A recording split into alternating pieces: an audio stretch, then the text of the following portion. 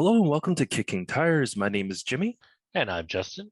and today is June 15, and we got some. I think it's exciting. I mean, the we'll get to it. We'll get to it. The BMW stuff at the end. We're gonna like. I think, but I think we got to start off with Polestar again. Last week we were talking about Polestar, and we'll talk a little bit more about Polestar this week because they gave us a few more drawings here of the new Polestar family. What's missing in this family is our beloved Polestar 1. So we don't see that. Mhm. But there is a Polestar 2 on the left, a Polestar 3, a vehicle that's under covers, and then the Polestar 5 on the right. So the Polestar 2, we already know what that is. It's basically the sedan version of the XC40 that's currently out. We've seen some Polestar 2s on the road, pretty normal. The Polestar 3 we talked a little bit about last week. It's their SUV, but in this, because it's parked right next to a Polestar 2, we can really see just how much bigger it is and how sloped that rear end is. Mhm. It's actually very coupe-esque, and it's actually really, really nice. Yeah, Uh, it's the very wide, it is very wide, and it's kind of like stubby. I think it's wider in its looks because of like the higher ground clearance as well as the low roof line. Yeah, it looks cool. Like it's very yeah, I like the short overhangs. It proportionally looks smaller than what I previously thought just looking at this picture. Yeah, but of course, the Polestar 3, some might not know, it's actually going to be underpinning the next XC90 as well. That's going to come sometime in 2024. So this is going to foresee a lot of the new Volvo products as well. And Hmm. if we move over to the Polestar 4, the one that's actually under cover, we're going to call it the 4. Of course, there's nothing that actually says it is, but that one's going to be the smaller SUV. In the picture, it actually almost looks like a hatchback. Yeah, it's the same height in the picture as the 2 and the 5. Yeah, I mean, it's a little taller than the 5, but it's basically the Marginally. same as a 2. It's yeah, the 2 is the same height. Yeah. So it's supposed to be the new, smaller or compact SUV. Kind of think of it as like the XC60, but it's going to come out as a coupe variant only, or at least for now or at the beginning. It's going to be built in China, and it looks really small. It looks basically the same as a Polestar 2, Mhm. I think right? hopefully this is gonna be like a good Model Y competitor. Um, Well, because we're the talking about the Polestar three. 3 is should be the Model Y competitor. That's what their marketing is. I think the three they were talking about how the MSRP is slightly, not It's going to be slightly, it's higher. like 10 to 15K US higher than the base Y. Mm, So they do need something lower, to get that market. And yeah. the base Y is not cheap anymore. The base, you No. know, that's that's an 80K car now. So if the three is 10K over a base Y, it's up there. It's in the six figures. Mhm. Where they need something, 60, 70K ish, I think, which may Which be the four. may be the 4. And then they have the 5. The Pulsar 5 is an all-electric four-door GT vehicle. Should be around 2024 is when we get it. But Hmm. if we're looking at the photo of the Polestar 5, you can see this online if you just search Polestar 5. The rear has no window. it just it there's no window there. It looks like, I mean, I'm sure there's going to be a camera or whatever, but like there's literally no window in the back. Huh. It's super weird. The roof is glass, though. Yeah, you can totally tell that the You can roof is, see the car behind you if you yeah. tippy toe, like if you. Like you just have to have to scoot your butt up on the seat and to look backwards to see kind of what's going on. But the main area, it's just blocked by That the is trunk area. wild. Um, I mean, okay, Polestar is still Volvo, right? Safety is a concern, maybe, you know, they're thinking, okay, if I don't put a window in the back, if you get hit in the rear, you won't get shards of glass in your face. Hmm. I don't know. Like, Maybe it might be lighter. It might help with fuel economy. And you know what? A camera-based rear view mirror in some ways actually is better because it's at the very back of the vehicle, so you don't get the blind spots that you do with a traditional mirror. Because when you mount a mirror on your front windshield looking back, you're 90% of it is headrests, yeah, pillars. you see a lot of the insides Yeah, anyways. but if you have your camera on the very back, it actually can work to your advantage. It will take some getting used to, but there As- could be, yeah, a weight okay, advantage, privacy advantage. so as a person, okay, so even with introduction of rear view cameras, I still do the whole 360. I look around and when I back up, I look behind me. I don't stare down at the infotainment. Yeah. I feel like I get into this, I'm just gonna stare at blank. Like it's gonna be so odd. Yeah. Well, the cool thing with the digital rearview mirror is that you have your backup cam and then you look up a little bit and then you see your rear cam, like Yeah, to see the higher stuff. So yeah, it could it could be useful. it's kind of We'll interesting see. because it's like you don't really need a rear window. You know what? Sooner or later, we're gonna have cars with no windows because it's like, oh, you know what? We got cameras everywhere. Mm, They're, they're lighter. We'll just put aluminum sheets everywhere. It's gonna be yeah. safer. Yeah, Yeah, that's no shards of glass flying in your eyes. Like, yeah. and it's, you know, you park it on the streets. You don't have to worry about people, you know, breaking your windows. Well, it's like the future, kind of like the Star Wars type of or Mm, Futurama kind of vehicles where you get in and it's just like a pod. There's yeah, no there's windows. Like, yeah, that's it. yeah. Well, that's the future of Polestar here. I mean, it's a good series of cars. I mean, it's just looking at this, they're definitely aiming for more of the higher end audience than, yeah, Mhm. you know, your traditional automakers. And that's totally fine because that's what Polestar and Volvo has always been about. But excited to see what they come up with next year. But let's move on to something that is a little bit more Less affordable. exciting. Less Oh, exciting, a little bit more affordable. It's Subaru. Actually, you know what? Subaru and Volvo, they work together really well because they always have like dealerships right next to each other. they have very quirky customer base and they have very loyal customers. They do have very low. Anyone that had a Subaru before, even if they have problems with it, they're like, "Oh yeah, I gone through 4 or 5 head gaskets, but I would never buy another brand." It's just one of those things. But they updated the Ascent. So the Ascent is their 3-row SUV, which actually it's one of the lowest price 3 rows SUV because you can get a base model for like almost nothing.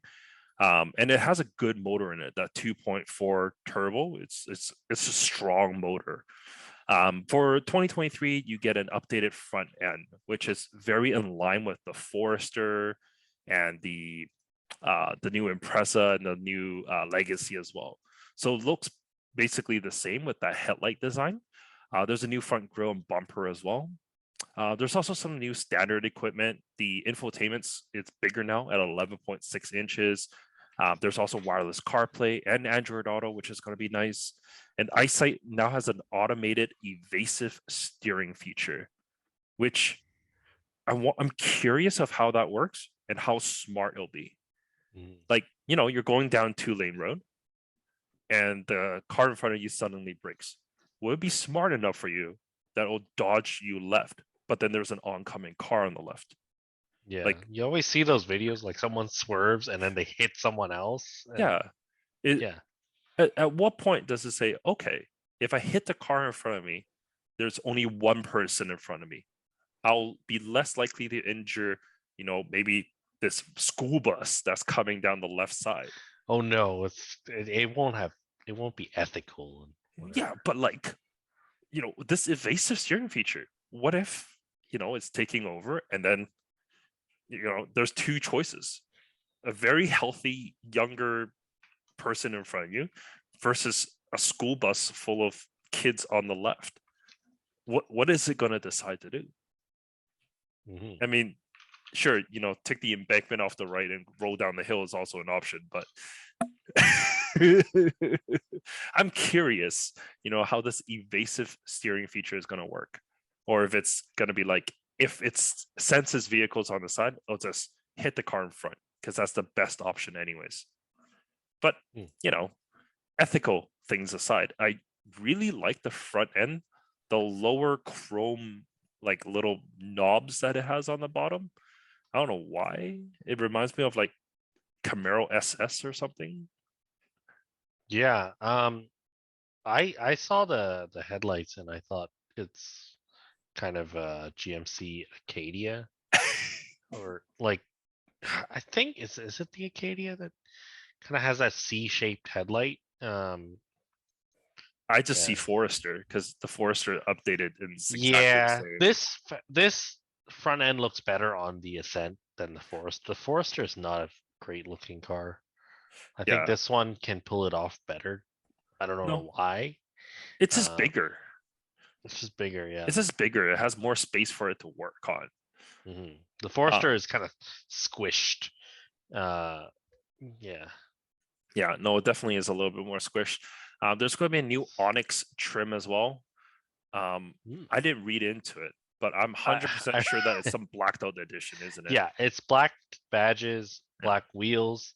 I guess it's for one of the lower trims, so it's got the it gives you panoramic sunroof as part of that package. The Okay. higher trims get panoramic sunroof, but this lets you get at a lower price point, and it's got cool seats because they're like this. They're called StarTechs. It's a Oh, synthetic like soft text material. for Toyota. Yeah, but they've got green stitching on the armrest, the seat, the dash a little bit.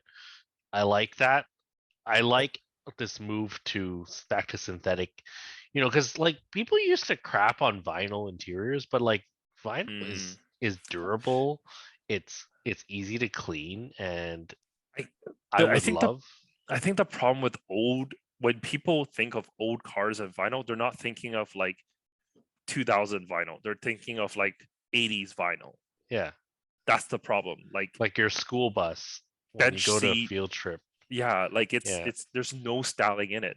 But these look like regular seats. They just happen to mhm, be vinyl. But they look yeah, good. Like you said, they absolutely look great. And I like the green stitching. I really like that because I think I saw that first on another Subaru. I think it was a Crosstrek. And I was like, huh, green. That's different. And it was better yeah. than the orange that they generally did. I mean, I don't mind the orange, but green is also nice. Oh, the orange trims on that Forester Sport were tacky. Like the interior stuff you could kind of live with, but the exterior stuff was not great. Yeah. Yeah. And they showed this one with a brown leather interior. I'm gonna assume that's the top trim, and that actually looks pretty good as well. Yeah, nothing wrong with the Ascent, but it is not a popular vehicle, at least here in Vancouver. Don't see a lot of them around. Mhm. But they are huge. They have a vast interior, and they have a lot of cup holders. I remember it was like 11 or 12 cup holders on them, Mhm. which like why? But hey, I mean, why not at the same Yeah. time? Um, what also received an update was the Crosstrek. So the 2023 Crosstrek, there's a new desert khaki exterior color with the special edition that they have. Um, I mean, really, what it is just a special edition with a different exterior color. That's really all it is. It's a little bit more money, and there's also special interior as well. I think it comes with that same uh, soft text, star text seating surfaces Mhm. with a different color on the inside, and I think that's really it. Uh, Something that's still kind of weird is in the US you can get the Crosstrek as a hybrid, whereas here in Canada you can't. It's just it never made its way up here. Yeah. I think our market is just small that you can't support something like that, unfortunately. You know, Crosstrek, not a bad buy, as we said kind of last week when we kind of just crushed the HRV. The little Yeah. Crosstrek in the sport trim, I think it was, with the 2.5, really solid choice. Um, much better than that 2-liter. I wouldn't recommend the 2-liter if you can. Just upgrade to that 2.5. You get a much more enjoyable driving experience, and the fuel economy hit is like minimal, if anything, because that 2.5 won't be working as hard anyways. Yeah, it drives nice. I think everything is great about that car. Like it doesn't do one thing exceptionally, but it's got a good solid all-wheel drive system, solid power if you get the better engine. It's the Crosstrek is a solid car, I think. I like it. Yeah, actually, one of our friends has one, old one, but yeah. Anyways, moving on. Chevy. Chevy doesn't have that much news, but they did release a photo that I really, really like. They released the photo for the 2024 Blazer EVSS. So this is not going to actually be announced. Like the full details is going to be released on July 18th, but they release one photo of it. And from the one photo, it looks absolutely great. Much better than the Blazer that we currently have, because no one really likes that Blazer. It's such a flop. The current Blazer is overpriced, and it is overpriced. When there were like dealer incentives, I remember you can get one for like I think it was like $8,000 or $9,000 off, and that was just like regular dealer incentives. I don't mind the current Blazer, to be very honest. It's just like you said, it is overpriced. They updated for 2023, and I think it looks good. But this 2024 EVSS, that front end, it's very distinctive. I love the overall shape of it as well. I feel like it's not going to get as much hate as the Mustang got when the Mustang went to like a electric SUV, because the Blazer's always been an SUV, but a lot of people hate the current Blazer because it's not the old school K5. It's not the Bronco. But I don't think the Jimmy. Yeah, but I don't think people are going to hate this Blazer because it's not one of those big honking off-road things. Yeah, no, and it just looks cool. Like it does. Okay, but here's the thing: is the current Blazer in some trims looks cool, but MSRP on those trims is like well into the 50s. Yeah. When realistically you don't want to spend that much on this type of vehicle. Well, I think because they're labeling as an SS, it is going to be a higher priced vehicle, and it's an EV. So yeah, it has to be expensive. This has to be more than, it's going to be over 60, but 100%. I'm thinking this is the same as that Silverado EV pricing, like 80K. Because it is a tough pill to swallow. It would be, but I think because it's an SS, it's going to have that same ultra medium, whatever they call it, platform. So it's the same battery technology and probably similar output as well to that Silverado EV. Yeah, it would be really fast. And the reason why I think that, and what I saw is people were like digging into this one photo, and they saw that the bolt pattern on the wheels are 6-bolt, matching their Silverado. Rather than a completely new platform, this is most likely shared. And the Hummer and those are probably all 6-bolt too. Yeah, but unlike the Hummer, hopefully this thing doesn't weigh like 8,000 pounds. Yeah, or 9,000 pounds. But yeah, it is good looking. There's a video that's on Chevy's Instagram that you can see of like the door closing, and there's some like little bits and pieces that they tease. Yeah. But it's production ready. Like that is like a production car you're looking at. It looks like it. Like it feels like the future, but it's like it's relevant. Yeah, absolutely. It doesn't look like it's something that they're dreaming of for sure. Which the Hummer kind of felt more distant than this. Yeah, and the Hummer you can actually get. Well, you can't really get one, but you can get one. It's one of those. It's one of those things these days. Moving right along here, we got Nissan. Nissan updated their Altima. When's the last time you saw an Altima? When's the last Uh, time you serviced an Ultima? it's been a while. Yeah. I've seen this gen probably a year ago. Well, Yeah. yeah. So the Ultima is not a it's not a popular vehicle. I mean, it's their most popular sedan, I think. It should be more popular than the Sentra. I should take a look at those numbers actually. But it's more popular than the Maxima, the big one.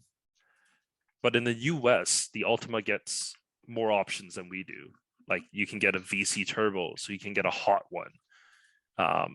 But here in Canada, all of them are all-wheel drive, which kind of makes sense, could compete with maybe like the Legacy, but like in a way it really isn't because the front wheel drive system isn't as good. Hmm. For 2023, they updated the exterior. It does look better, but is it good enough?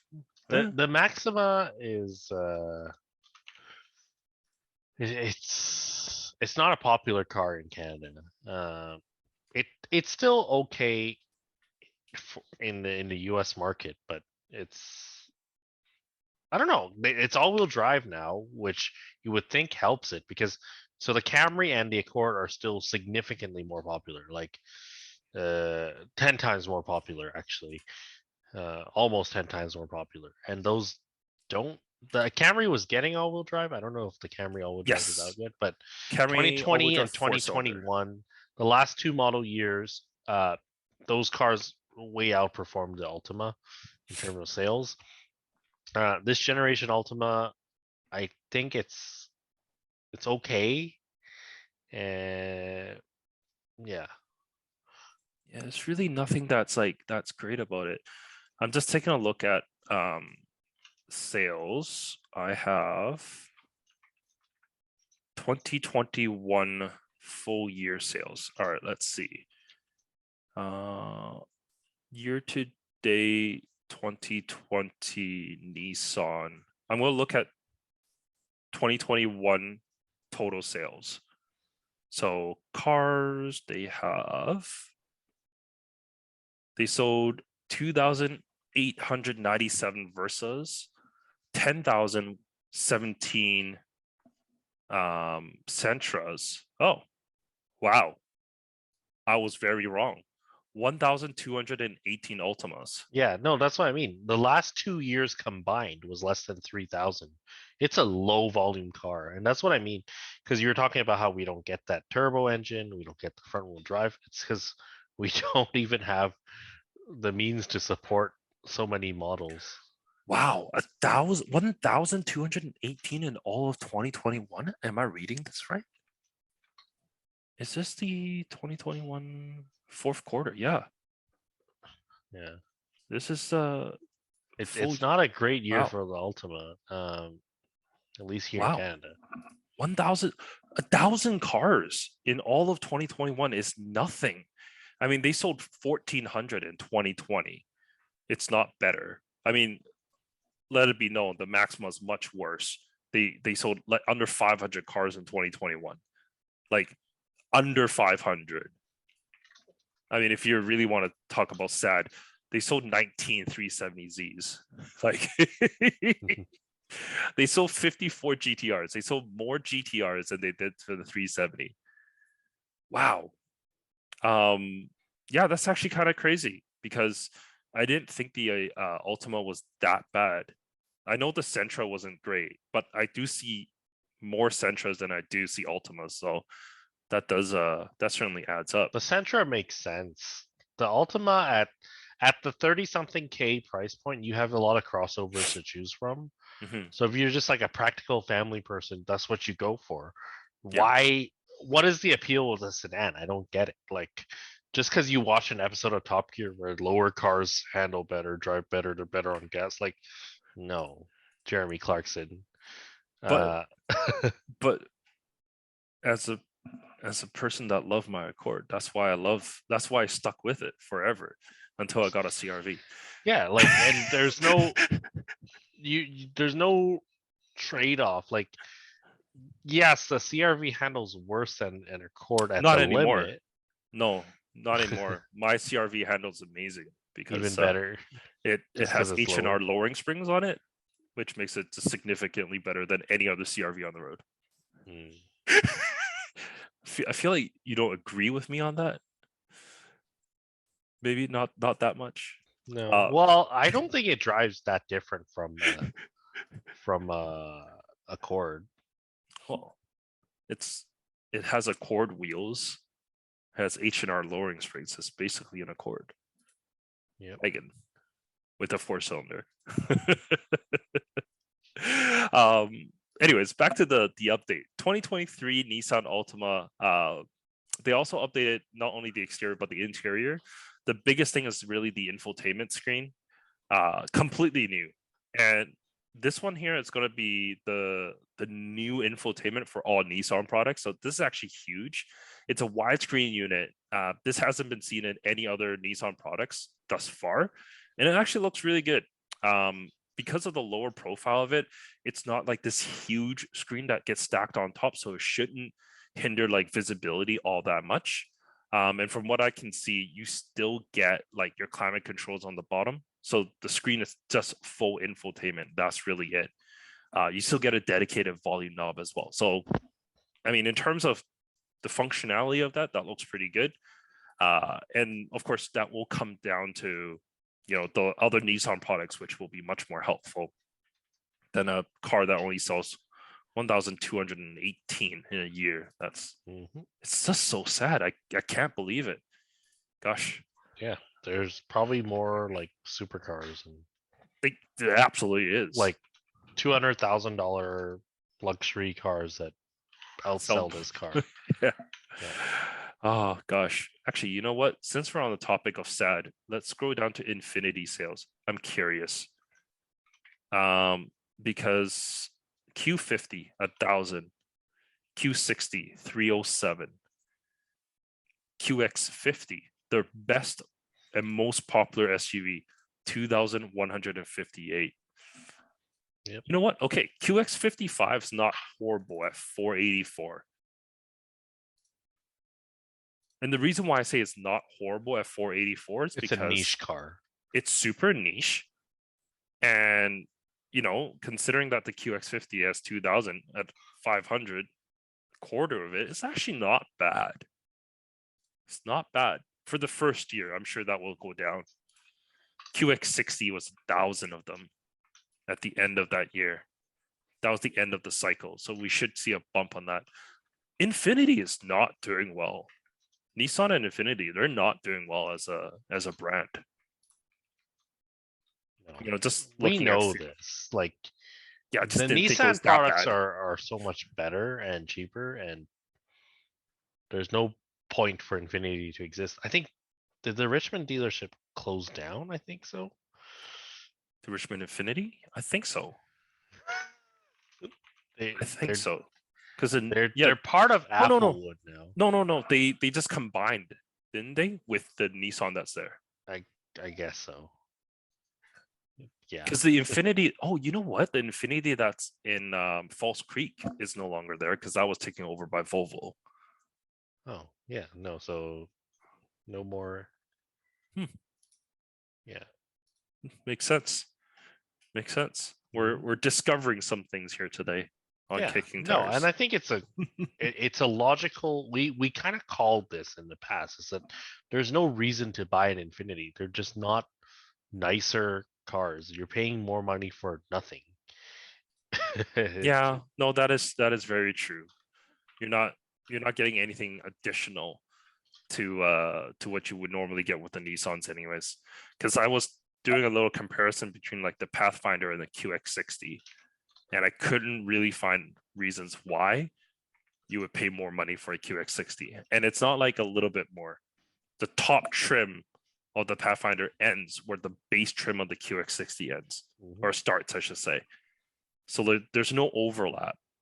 Yeah, and you know what? Manufacturers could just make one car better, and it would cost less in terms of price, like their R&D costs, and like tooling for one vehicle versus a normal car and a luxury car. I think this whole luxury brand thing is very Mazda's got it right in the sense that Mazda is just like, we're just gonna improve our cars. We don't need to nerf one model to appease the luxury brand. So just make the best car you can, and just make one of them. You don't need that. I think people back in the day were more brand focused. Like, I need to be driving and flexing a quote unquote luxury brand. Yeah. But I don't think people are really about that life anymore. At least not with the Japanese cars.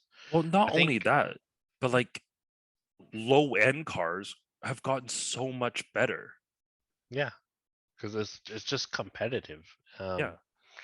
So yeah, you got to give people a reason to step up to your luxury brand. But I think, yeah, had Nissan not have wasted their money trying to develop Infinity, their cars would have been so much more competitive.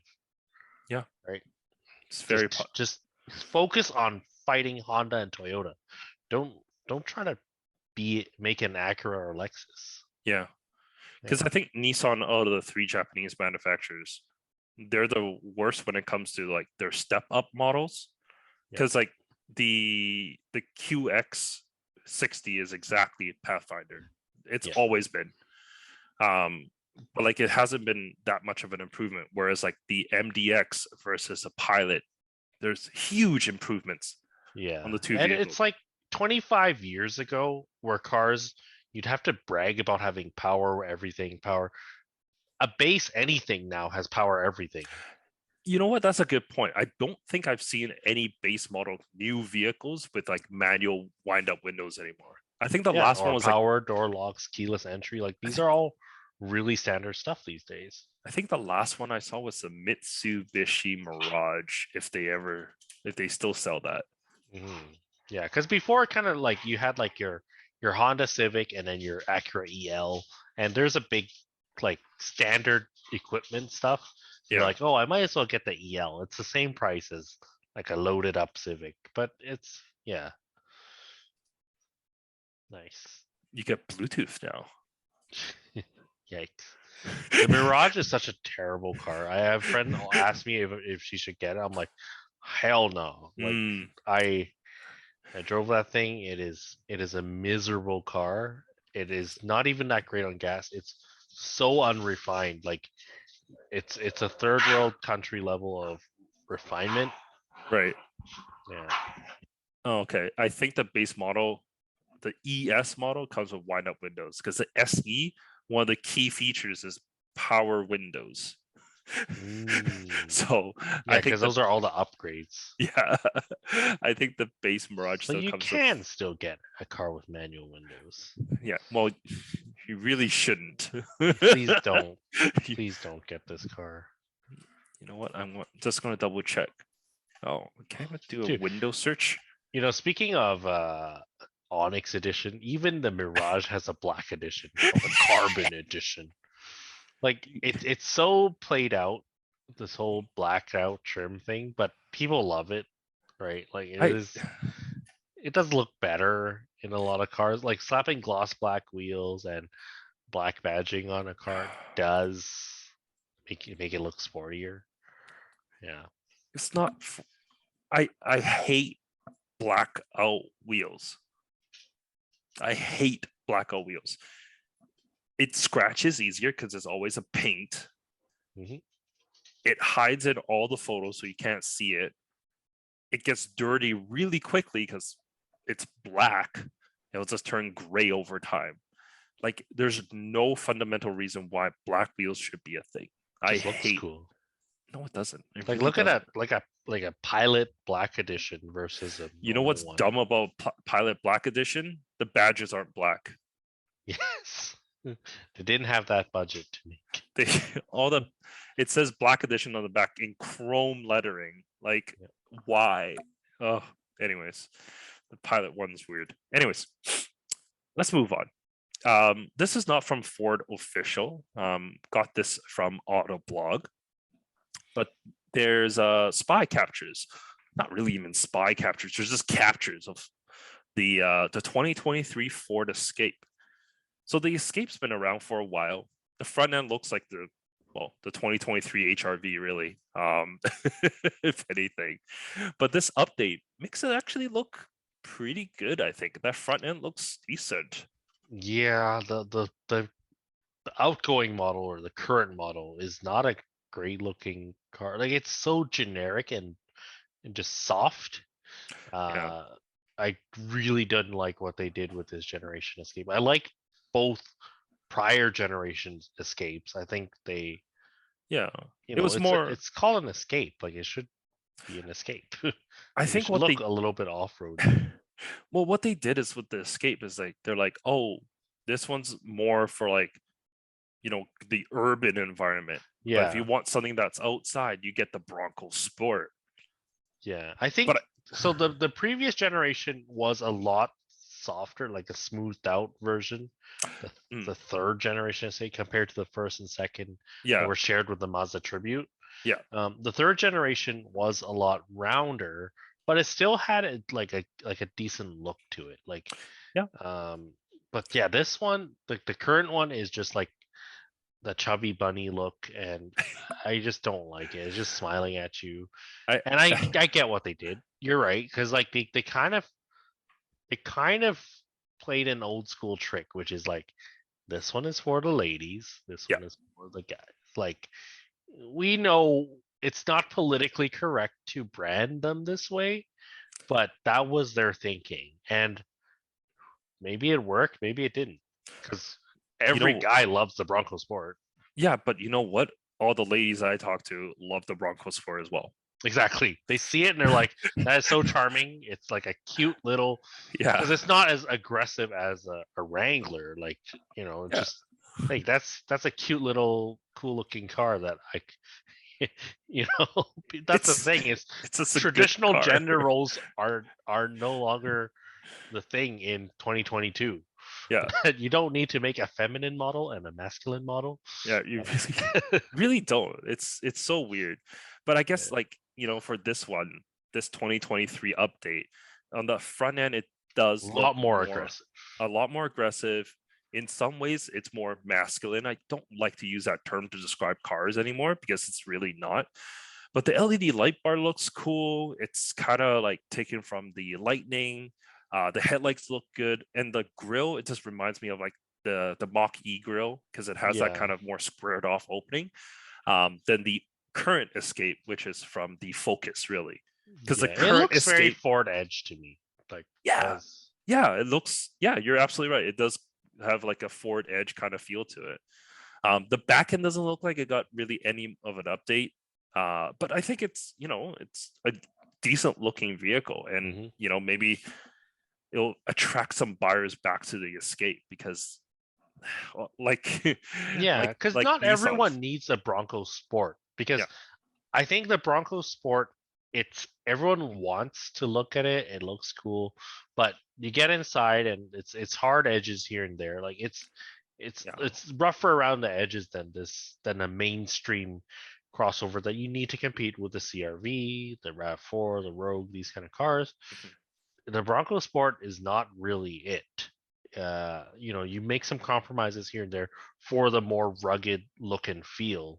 Um, that yeah, the Escape needs to be competitive. Yeah, and the Escape comes with more powertrain choices as well. Because the Bronco Sport, you can only get the 2-liter turbo, or there's a naturally aspirated version as well, I think. Whereas the Escape, you can get the hybrid as well as a plug-in hybrid. Oh, the hybrid is very good too. Yeah, It's better efficiency than the RAV4 hybrid. yeah. I remember when we looked at that, we're like, oh, kind of Yeah, surprised. But because a like, friend asked me like, because I think they were offered a company car. It was either the Escape hybrid or the Prius, oh, and the Escape hybrid Escape is hybrid. almost as good on gas as the Prius, and it's Yeah, way bigger. yeah. So just go for the It Escape hybrid. it just makes sense. What Yeah. the the thing is, they have a plug-in hybrid, but the plug-in hybrid is front-wheel drive only, Mm. which is really weird. But the same system in the Lincoln MKC, I think it's called. I think it's still called the MKC. That comes with all-wheel drive. Maybe it's a pricing thing because it just costs too much. Well, I mean, because like before this whole pandemic stuff, the RAV4 Prime was considered overpriced. Now it's insane, but even even then it was pretty well, overpriced. Like 50K for a RAV4 Prime, people were not really down with it, right? Like, but that's Toyota. Toyota can pull that thing off. yeah, But I was for wrong. Ford to ask you for 50K for an Escape Prime, that is we always got to consider what the pricing and the value and whether they can actually move them. It's no longer called a MKC. It's called the Corsair. Yes. I forgot they It's a changed good all their looking names. car, Yeah, actually. it's not bad, but A lot better looking than the Escape. 47,000 to start. Is it bigger? It looks bigger. It's the same size. It's the same. It's a sheet metal difference. The Yeah. Grand Touring, so the plug-in hybrid, it's 60, which compared to a RAV4 Prime, it's exact same price. But like $60,000 seems like a lot. Oh, you can get adaptive suspension is included. You know what? 60K for a Corsair? I mean, I don't know the range and stuff on it, but doesn't sound too bad. Mm-hmm. In the days of like $80,000 RAV4 Primes. I mean, that's what I'm comparing Yeah, it. like that's a legitimate alternative. Yeah, and Better inside than much better RAV4. inside, much more luxurious. Yeah. Better What is dealer the network, range? potentially. 28 miles. So Oh, is it the 40K? limited range to 28 miles? 45K? Let's say Oh, 40. yeah, definitely less. Because RAV4 Prime, I think, does like 60Ks or 70Ks. It's higher than most. Yeah. But when you drive a Prime, you see the range drop like Mm, pretty quickly. yeah. Definitely cannot do what they claim. Well, Yeah. small battery. It's not as bad as I had an X3 plug-in hybrid. Estimated was 30 kilometers. I don't think I ever got more than 20. Nice. It was not worth it at all. Technically, the 40K is all you need. 40, I think 40 is a good number. 40 is a 40 good number. it covers 90% of the commute for 90% of people. Yeah. Right? Like, yeah, Yeah, I think it's definitely a good amount. if you use a liter of gas a day, then so be it. What? Right? Yeah, I mean, with the hybrid system that's there, what's the leader that you're going to use? It's going to take you forever anyway. So, I think that's totally fine. Oh, never mind. On the used, not even the used market on Craigslist, there's Corsairs for 75K. That's the only one available. 75 or well 74. But anyways, way too much. Let's move on. The most exciting topic of today. Justin's next vehicle that he's gonna buy. maybe. So what we're talking about here is the next generation of the BMW M2. Not fully released. BMW has some spy shots of their own car, which is kind of weird. Yeah, yeah. So it's a camouflage, but it's like it's the stylized camouflage, right? It's not like the ones you see online on like those Nürburgring spy shots. It's like not like garbage bags over stuff, but it's camouflaged. But it's not. You can see the overall shape of the car. So it's a new M2 G87 chassis, very heavily influenced by the current M3 and M4. Except it definitely doesn't seem like it has the big bucktooth grill. Which, if you think about it, the 4 Series does not have a bucktooth. Or the 4 Series does have bucktooth grill, which is why the M4 has it, and also the M3 subsequently. But the 2 Series does not have a bucktooth grill, so this one has a more rectangular grill, which if some people have peeled back the rendering and or not the rendering, the peeled back the camouflage, and just looked at the hard lines, and they're like kind of made this rendering of what it should look like, and it doesn't look great. It Mhm. doesn't look as good as the 240's front end, in my opinion, because it's very rectangular. Um, I have nothing against the giant grill either, personally, on the M3 and 4 at least. It's terrible on a 440i. Um, it's so ugly, but on the M cars, I can live with it, and especially a modified one. It has the same problem as the M3 and M4, which is the front wheel arch opening is too big for the tire size that they fit on there. So the pictures of it driving around, the front tire looks undersized. It's only because they cut it too big. But the M3 has that problem, and everyone lowers it, and it looks way better. Mhm. Or just put a more aggressive, bigger tire on it, and you'll be happy with that too. Um, but cool stuff, right? Because everyone is speculating what kind of engine are we getting in the M2? Is it going to be a B58? Is it going to be, uh, something kind of lower end from the BMW spectrum? But they gave it, supposedly it's going to get the full M3 engine, which is the S58. So with the previous generation M2 and the 1M before it, these are kind of the baby M cars. The 1M got kind of a tuned up version of a 135 335i engine. The M2 got a tuned up version of the 1M, or not, of the 235 engine as well. But the M2 this generation is just going straight to the M engine, which the M2 competition and the M2 CS both got the M4 engine in the end. The last three model years, 2019 to 21, they all got the full on M engine. So I guess BMW doesn't have that many engines to choose from, so they just give it their best one. And yeah, S58 is probably the optimal choice. Um, Performance wise, they're saying that this is equivalent performance to the outgoing M2 CS. I think that's an understatement. I think they just say that to keep the M2 CS people happy, because the M2 CS is not even that much better than the M2 comp. The M2 CS has the bubble roof, the carbon roof, has a little bit of weight savings and a little bit of a software tune and adaptive suspension, and that's about it. More aggressive tires, but tires anyone can do. But Realistically, an M2 CS, you know, again, prior to all the price craziness, an M2 CS was 30K more than an M2 comp, and for 5 to 6K in the aftermarket, you could probably make an M2 comp faster than a CS. Um, Definitely less than 10K performance difference, but everyone goes after a CS because it has a unique roof. Comes in unique colors, and it's the collector's item.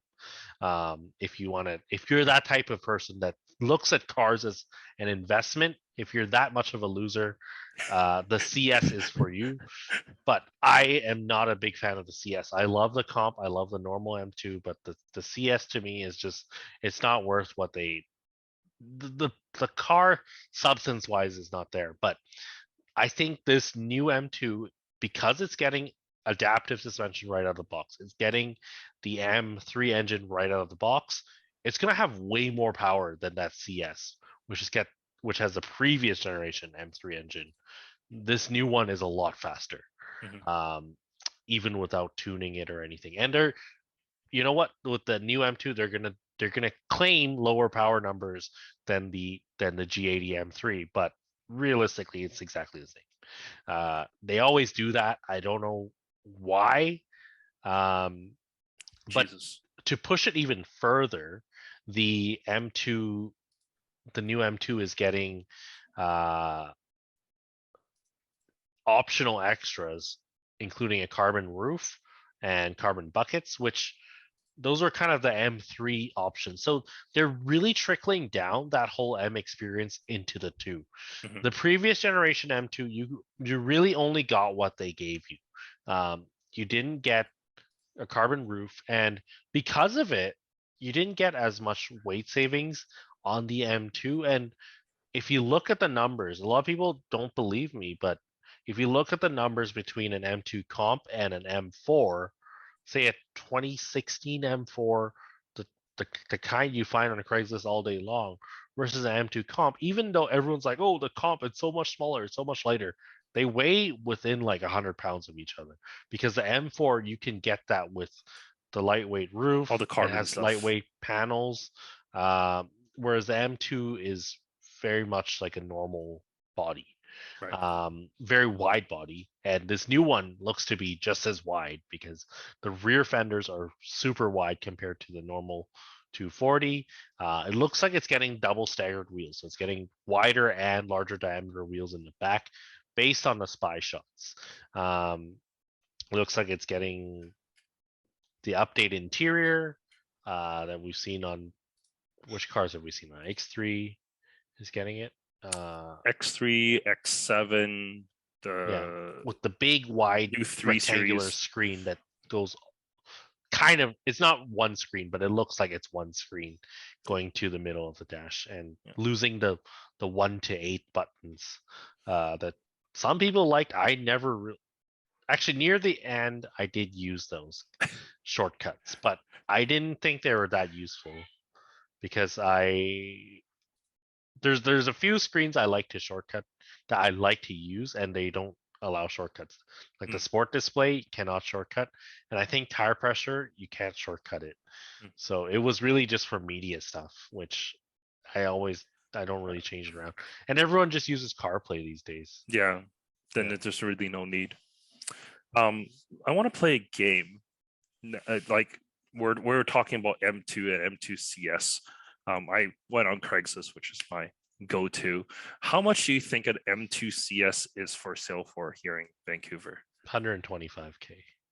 Oh, went over 120 actually. Oh, You're okay. so close. Yeah. How much is a 100 comp? 75. Yeah, exactly. It's not 50K more car. Yeah. Yeah, it's a 2019 M2 comp. I mean, sure, it's a year older, but like, Yeah. No, but even if you go to like a 2020 or 2021, they're still only like 80K, because that's basically MSRP as well. yeah. Um, they're they're not they're still like 40% markup between going like a 40% jump going from a M2 comp to a CS. So it's just not worth the money. Now, comparing the regular M2, the N55 M2, which is what I had, to 2016 to 2018, going up from that to a comp is worth it because there's only about 10 to 15K, but you do get better seats and a way better brakes and a better engine. And so it's worth it because you can't replicate that in the aftermarket. But the CS, you're getting the same engine, you're getting the same brakes, you're getting the same seats. Uh, so really, you're not getting a huge jump. You know And what? the price difference between an M2 and an M2 comp is like 20K. You know, if you go mileage, same mileage, but they're older model years too. What's wrong with this front end? There's some that The wheels are wrong. this is the wheels that's wrong. The wheels are wrong, and it's got a chrome grille, which is what it came with from factory. This is Okay. a pre facelift. So Yeah. mine was a 2018. So there's so many versions because the 2016 and 17 had the pre facelift uh, front end, so the headlights aren't full LED. So it's got the ugly reflector, incandescent turn signal Mm, bulb that looks really off. Looks really cheap. So 2018 they upgraded that. Um, but 2018 is only a 1 year car because the year after they gave it the new engine. So they just went competition for the next one. So mm, um, okay. no, M2, it's an exciting car because yeah, it's gonna come in manual and automatic. It has a lot of potential. If this car is 75, 80K where the current comp sits, it's a tremendous value. Yeah. It's because okay, the M3 starts at 95-ish for a base manual rear Starts. wheel drive. Yeah. Um, But you're not walking out of there anything close to that. um, I Most can. most I think most people that buy them these days they're opting for additional equipment No, on their cars. because the manual rear wheel drive you don't go too crazy. It's because that's the spec that you want. That's the cheapest one. But if you want the X drive and you want the automatic and stuff, then you can the sky's the limit. But Mm. if you wanted the rear wheel drive one, I don't think you would go too crazy. The base price on the M3 is only 86.8. Yeah. And That seems like a M4's good value. M4's 91. Yeah. And so at 86.8, so if this is 78, 80K, this is a really fast car for the money. This is gonna run. Okay, the Supra is already faster than a GT4. I can guarantee it because I just everyone looks at Porsche because like that is the kind of performance benchmark. Wait, But sorry, what? The Supra is faster than the GT4? the Supra is faster than a GT4 Like in a straight line or around a track? around a track. It just is. There So is you doubled the amount of money that you paid on the car, yeah. but you're not going any I faster. always tell people don't buy a GT4.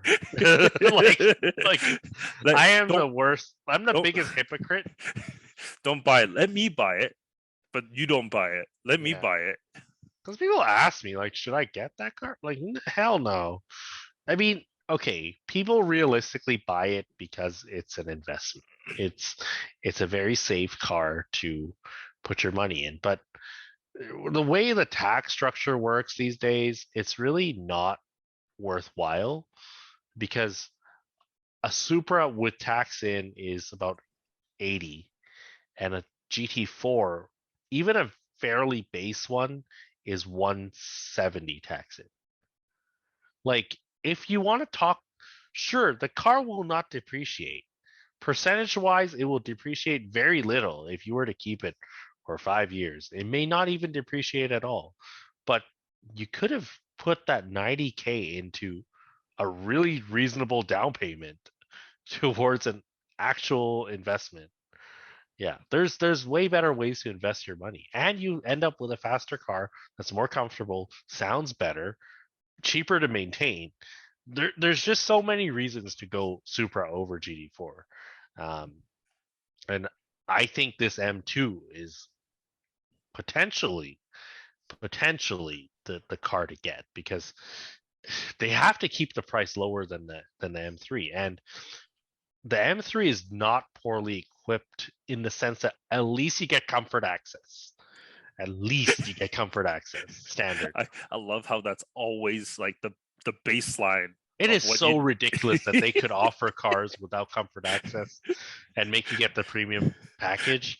Because I'm looking at the M3 options, right? And premium package seems like it would be the most popular one. And I could live without the Harman Kardon. I could live without the head-up display. I could live without heated rear seats. I could live without a home link garage door opener. I could live without a power trunk because it's just more weight. I don't want any of that stuff. Can you live without the M carbon package though? It's so ridiculous. What about M Drive Pro and shadow line headlights? That's $19,200. Jesus. Yeah, but this car, I think the M3 is a tremendous value. Well, I'm- if we're talking about value, I'm looking at the M4 CSL. It's only 170,000. yeah, BMW's like special trims are never worth it because I don't know if you remember the GTS. The GTS was that yes. caged M4. Yeah. Had the meth injection, had a really poorly welded cage, like with I boogers on the welds. yeah, I Like remember I remember really seeing nice that. head, really nice taillights, the best taillights on any production car of that era. Um, but that car was so expensive. It cost two M4s to get one GTS, like if not more. And someone tried to ask 600K for it, but it's not going for 600K because you're at that price point. That's not a good look. The M4 GTS roll cage welds. Yeah. Uh, yeah, that copper bronze. Um, but yeah, M3. I'm a big fan of this M3. I don't know how I can get one, but maybe I gotta trade in the Supra. Maybe I gotta trade it up. I just Trade up on the Supra and then get another car that's slower. this one is faster. I'm pretty sure that M3 is faster. And Well, I mean, if you're going up on cars that's slower, I think you should trade up the GT4 for like a 911 GT3 touring oh, they won't give you one. I asked today actually. I'm like, what's the trade? What is the allocation process? for 911 or touring. Yeah, for GT3. Oh, GT3. Oh, okay. Yeah. They're like, you're not at the level. you're only GT4. You can get GT4 and lower, but not any higher than that. Yep. I love it. I love the allocation and what you have to kind of run through and go through. I'm Mhm. I'm staggered that the M4 CSL is 170. I thought it was less than that for some reason. Yeah. I And it's thought like if you want a manual, then you just get the cheap one. I mean I That's the only way you get the manual anyways. yeah, And but even if you load that up, it's only you can't load it up that much. I think it's an additional almost 20K in options Mhm. if you want to get everything. Yeah. 20K of options at this for this kind of car is not that Yeah. crazy. It's you're just scratching the surface with a P car Yeah. with 20K of options. Yeah. Gosh. That's all right. Let's see. M4 comp, top trim. Yeah, you can still add all the other stuff. Ultimate package, premium package, driver assistance. Oh, you can still get the M Sport seats. Yeah. Cool. Yeah, I think that's really it for this week. Anything else you want to run through? No, I think that is it. Yeah, we got some good insight on cars that you shouldn't buy, like a GT4. Mhm. Cars you should buy, like The future M2, the like upcoming M2. like the upcoming And it's M2. not going to look perfect. Trust, like it's not going to look perfect, but you can do things to it to make it look better. Uh, You know the old what? one was pretty much perfect, right? Like F87 M2, I think there's no bad angles on that car. You know The what? 1M, oh, actually, you know what? I will add with one closing remark is the the 1M one. is an ugly car. Oh, All 1 Series are ugly. oh. I think they still go for a really They high go for premium these so days. much, and you know what? Get an M2 because the Oh, new M2 is going to be cheaper than buying a 10-year-old 1M. It won't blow up like a 10-year-old 1M. it's not And as much as I thought. that car has they've lowered the price on it. That's why. Okay. Yeah, because they know they're delusional trying to sell 90K because I Well, just there's walk this one into here it. for 110. They're never getting it. And then people are like, I'm not in a rush to sell. Good luck. Like we know you're not in a rush. Like you will, you know that meme of like the guy, the skeleton, like waiting for Oh yeah. op to that's waiting for That's this op to guy. actually sell his car is the people asking over 100K for 1Ms because they're not that special to drive because most of the stuff is carried over from an E90 M3 anyways. Right. They're ugly because everyone knows the 1 Series proportionally is not a pretty car. And just by making it wider, it makes it cooler, but it doesn't make it prettier. Like it does make it prettier a little bit, but it doesn't make it a pretty car. But yeah, that is my top tip. I don't think that car is going to appreciate much in the near future because the stuff that's coming out just is so much better. Yeah, there are better options out there. It's actually speaking of better options, I think you got to talk to Crystal here. She has a The 2022 GT3 for you. GT3 for 400K when a new one is the Yeah, MSRP is 200. yeah, but look at it. It has a manual thing in the middle and a fire extinguisher on the right. Nice. You need this. Okay, that's All right. it. All right. Thank you everyone for tuning in this week, and we'll see you next week for more automotive news. See you guys next week.